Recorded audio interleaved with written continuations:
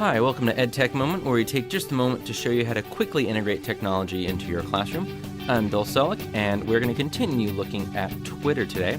We're going to be looking at who to follow on Twitter if you were a teacher, why I think you should follow those people, and then behaviors that these teachers have that either you should do or actually that you aren't going to not do because they're people you should follow. So it's common sense. If you see an article on Twitter that's useful, reply to that person. Say thank you.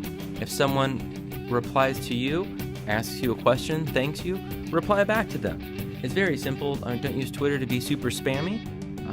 And that's about it. I mean, whatever you learned in kindergarten about being a nice human applies to Twitter. Let's jump into it and take a look. So let's jump on in to Twitter. I think it's going to be easiest to talk about this from twitter.com. So I'm not going to use an app today, even though that's usually how I am on Twitter. First thing I want to show you is specific people to follow. So let's take a look at my personal list. This is not an EdTech Moment list. It's something I use on my personal @Bill Selleck because I have multiple Twitter accounts. And I'm going to come over to lists. This is not a commonly used Twitter feature, but when you're just getting started, often people will have lists to help people getting started. So look at this list. Perfect, right? Because you're probably watching this because you're new to Twitter. Let's click on that. And you can follow these 23 people immediately just by clicking subscribe. Right? It doesn't get any cooler than that. Super cool. If we take a look at the members, it's going to show us people that you should follow. Now, these people that I have added to this are teachers that consistently share great ideas and teachers that will engage. There's a lot of teachers on Twitter that use it just to kind of push out content. That's not who these people are. If you respond to them, they are going to respond back to you. They will engage with you. That's the reason they're on Twitter. There's some people that also share great content that just all they do is share, but they never engage. So you can see that since I'm logged in as EdTech Moment, I'm not following all these people. And I wanted to wait until now to show you that. I could come through one by one and follow Adam, follow William, follow Dan, or if I scroll down, you'll see there's a few more people. All I have to do is click subscribe, and now I get that list.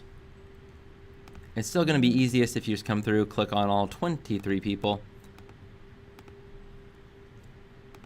And I'm going to tweet at some of these people and say, hey, by the way, I mentioned you guys in a list.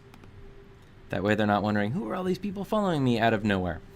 And that brings us to our next bigger picture for this. You have some great people to follow. Let's talk about some etiquette. You don't want to just go and follow 1,000 people at once. That does a few things that kind of get in the way of what engagement on Twitter looks like. First of all, you don't get to know these people. So out of nowhere, you just have all these random strangers coming through your Twitter stream. So if you click on home, you don't recognize these people. You don't know their tone. You don't know what grade level they teach. And it's not as helpful. But if as I'm scrolling and I look, okay, here's Andrew Schwab.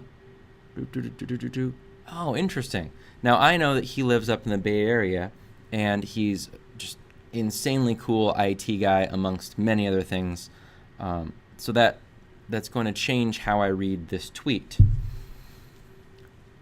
When you want to follow someone, it's a really good idea to reply to them. So what I just did with that list of follow, not a good idea. You might come back to this list over the next month, follow Joanne, and then let's actually just see what she's sharing. All right, lots of innovative ideas, speak up. That looks really cool. So I might actually follow this link and then reply to her and say, hey, thanks for the awesome link. You want to slowly develop relationships with these people, and that starts by following them and replying to them. One of the things you want to avoid is just only following, because then you can just do a Google search or just go to their websites. The point of Twitter is to engage with people. But you also don't want to be on the other side and be one of those people who creates great content but doesn't engage, because then why are you on Twitter? Just have a website. It ends up being just like this way to promote. So you want to avoid those two extremes, only taking or only giving. The point of Twitter is to actually connect with other teachers in a meaningful way. This takes a while to slowly ramp up to it, but once you do, it will truly transform your professional development and therefore transform your classroom. Visit us at EdTech Moment for many other EdTech tutorials. You can help support our show by visiting audibletrial.com/edtechmoment, where you get thousands, almost millions, but not quite, all sorts of amazing audiobooks. You can also just support our show by giving us a quick PayPal donation. We appreciate that. That helps us continue to generate fantastic EdTech content for you. You can subscribe to us in iTunes. And if you ever have a question, you can always tweet at us. We are at EdTech Moment. Thanks for taking just a moment.